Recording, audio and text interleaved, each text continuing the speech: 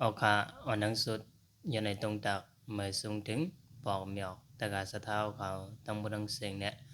โฮมเลยตราถมมาปริสารปองสุรกองผู้คนเดียวเขาตั้งหมดตั้งเสียงอยู่เขาเอาค่ะย้อนกอบอิงโดยไหลลองไหลตั้งเสียวเลยสะเฮาในก็อำในมา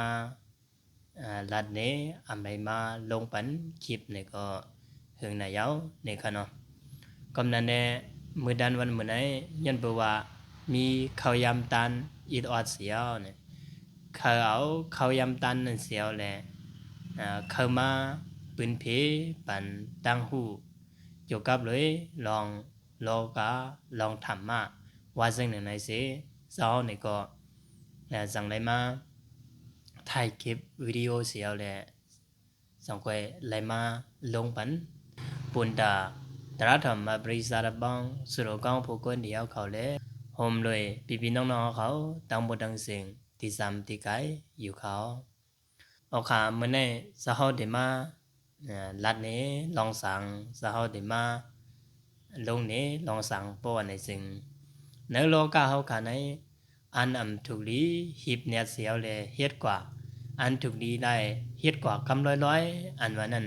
มันเนี่ยก็มีอยู่หาเบิงในเขาในกาหาเบิงนั้นซ้ำเป็นอีสังหลายๆป้อนในสิ่งหมายหนึ่งในอมิวกวนเฮาขาอันว่าไหน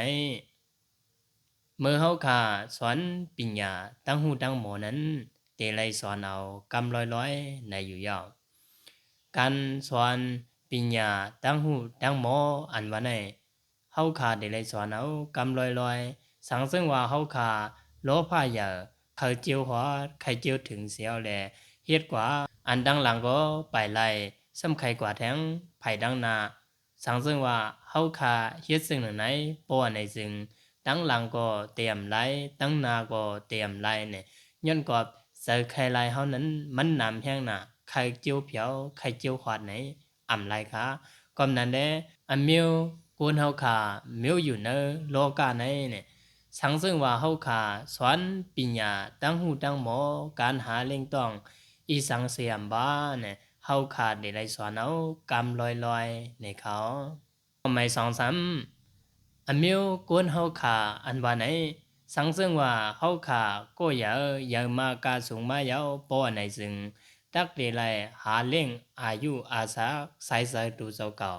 เมื่ออันหาเล่งอายุอาสาสายสายตูเจ้าเก่านั้นก็กาเดไลเฮ็ดหาอันเป็นโคขององศาพิเศษเงินคำอยู่ยาวนางฮือสัมโบเตไลมาโคขององศาพิเศษเงินคำนั้นก็เนี่ย เฮาค่าตีไรหาวันขึ้นเหมือนกันอยู่เมื่ออันเฮาค่าหาหอมโคขององศาปีซีเงินคำนั้นก็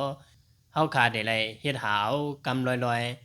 สังซึ่งว่าเฮาค่าซ้ำใจหิบใจเนี่ยเสียวก็อำต้วยขิงอำต้วยข้าวอำต้วยอองตีมันเสียวเนี่ยกล้าขายลงกว่าเพราะว่าในซึ่งกำเนินสุดมาอันเฮาค่าคัดเสยเฮ็ดกว่าอันเฮาค่าคัดเสยหาเซินก็ เป็นพรดีสังเสตีสังเฮ็ดให้เฮาขาลู่อย่าซุ่มลงอยู่ยาวก็เป็นนั้นแน่เนี่ยโคหมายสองแน่เนี่ยเมื่ออันเฮาขาหาโคขององศาพิเศษเงินคำนั้นก็เฮาขาได้ไล่หาเอากำลอยๆเตอำไล่สายหีบสายเนียดเตอำไล่โลภะอย่าเสียวก็เฮ็ดหานะครับไม่สามารถซ้ำก้นเฮาขาในสังซึ่งว่าเฮาขาขึ้นร้อยป้อนในจึง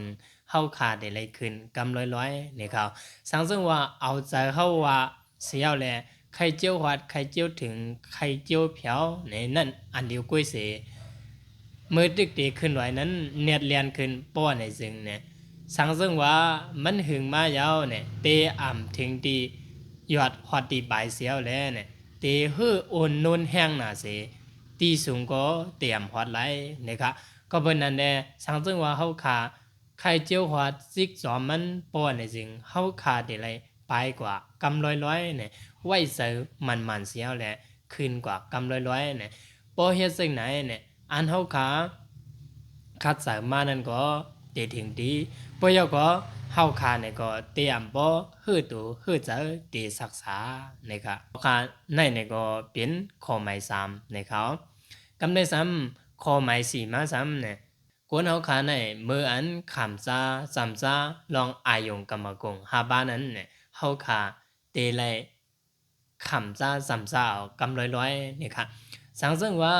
เอาใจเขาว่าสิบนสีบนหาซ้อมหนังกลางสายเจ้าเก่าใครเฮ็ดใครสร้างใครเปลี่ยนนั่นเสียวแล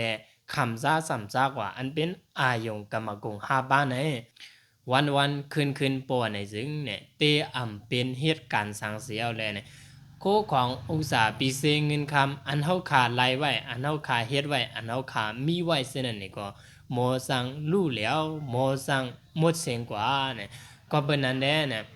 การคำซ่าอายุงกรรมกงเนี่ยก็เนี่ยเฮาขาได้ไล่คำซ่าสำซ่ากำลอยๆกวยเนี่ยมันป่นหรืออำลีเนี่ยค่ะขอหมายหามาก้นเฮาขาในเนี่ยอำว่าเปิ้นว่าเฮาเนี่ยสังซึ่งว่าเฮาขาเป็นก้นมายาวป้อนในซึ่งลองอันอำเมียนเสอลองอันอำถูกเจอโคความอันอำเมียนเสอโคความอันอำถูกเมียนเสออันว่าฉะนั้นก็เฮาขาดีไล่ทบแลเฮาขาดีไล่ยินกันกูก้นอยู่เมื่ออันเฮาขาไล่ทบมาเมื่ออันเฮาขาไล่ยินมาโคความแลลองเฮ็ดสังซึ่งนั่นนี่ก็เฮาขาเต็มโมจะลามาเมื่ออันเฮาขาโมจะลามานั้นเนี่ยเฮยใจลำกำลอยๆนี่ค่ะก้นเฮาขาในคึกคักใจลำอำไรค่ะสังซึ่งว่าจูกับเลยลองอันดีจะลำมาป้อในสิ่งเนี่ยถูกดีไล่ใจลำกำลอยๆเนี่ยมันเปลี่ยนอยู่หาเบิงซึ่งในเขาโอเคยุ่มยำว่าในวิดีโอหัวในนี่ก็พี่น้องๆเขาแลโฮมด้วยตราถอมมาบริษัทบ้างสุรกังพวกคนเดียวเขาตั้งหมดตั้งสิ่งเตไลตั้งหูตั้งหันกว่าตีนวิดีโอหัวในอยู่นะคะโอเคกำลังสุดมาเนี่ยก็ย้อนสู้ถึงปันหาอันปอกไม่ออกตะกาสะเท้าเขาตั้งหมดตั้งสิ่งเฮ้ยอยู่ดีมีเงินห่างดีเกิดปืนกันก็วันดาเมื่อหนากูก็เคียงคนตั้งหมดตั้งสิ่งเสกกำเขา